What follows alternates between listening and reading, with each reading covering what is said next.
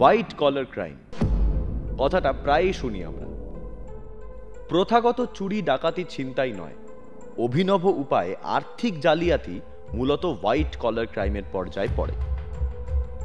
যুগ বদলেছে, তার সঙ্গে তাল মিলিয়ে বদলেছে চুরি বা ছিনতাইয়ের ধরনও। আজকের যুগ ডিজিটাল যুগ, রোজই প্রায় চোখে পড়ে আর্থিক জালিয়াতির ঘটনা। এখন হোয়াইট কলার ক্রাইমেরই রমরমা। কিন্তু অভিনব পদ্ধতিতে চুরি বা জালিয়াতির ঘটনা নতুন নয়। এক শতাব্দী বা তারও বেশি আগে এই বাংলা তথা কলকাতায় ঘটেছিল আর্থিক জালিয়াতির বেশ কিছু ঘটনা। আজকের পর্বে ফিরে দেখা পুরনো বাংলার এমনই কিছু হোয়াইট কলার ক্রাইমকে।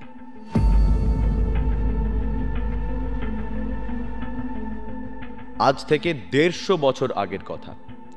সিপাই বিদ্রোহের পরে ব্রিটিশ ইস্ট ইন্ডিয়া কোম্পানির হাত থেকে ভারতের প্রশাসনিক দায়ভার হস্তান্তরিত হয় ব্রিটিশ রাজের হাতে। বলাই বাহুল্য যে প্রশাসন তখন আগের থেকেও অনেক বেশি কঠোর হয়ে ওঠে।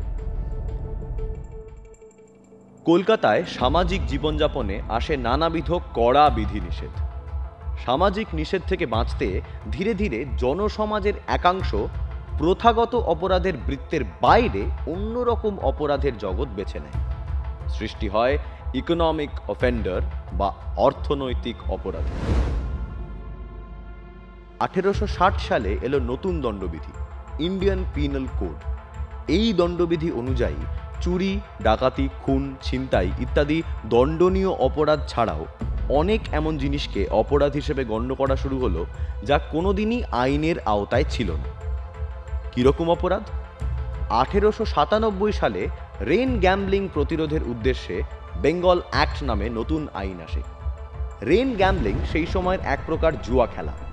বাজি ধরা হতো বৃষ্টি হওয়ার সময়সীমা নিয়ে। বড় ছাদ বা উঠোনে অবস্থিত জলাধারে বৃষ্টির ফলে জমা হওয়া জল নিয়ে হার বা জিত নির্ধারিত হতো। এরপর আসে জাল নোটের কারবার। 3টি নামী ব্যাংকের 14 জন কর্মচারী মিলে জাল নোটের কারবার শুরু করে। 3 ব্যাংক থেকেই চুরি যায় বিরাট অঙ্কের টাকা। সে যুগের এক দুঁদে ইকোনমিক অফেন্ডার বামাপদ মুখার্জির কথা এখানে না বললেই নয়, যিনি হাত পাকিয়েছিলেন নানান আর্থিক জালিয়াতিতে। পরিবার থেকে ত্যায্যপুত্র হওয়ার পরে একবার মাদক খাইয়ে বেশ কিছু যৌনকর্মীর টাকা লুটে নিয়েছিলেন। নাম করতে হবে আরও দুজনের, মনমথনাথ মৈত্র ও আনন্দমোহন রায়, যাঁরা ছিলেন ওয়েল কানেক্টেড জমিদার ওয়ান্স ইন অ্যাফ্লুয়েন্ট সার্কামস্টান্সেস।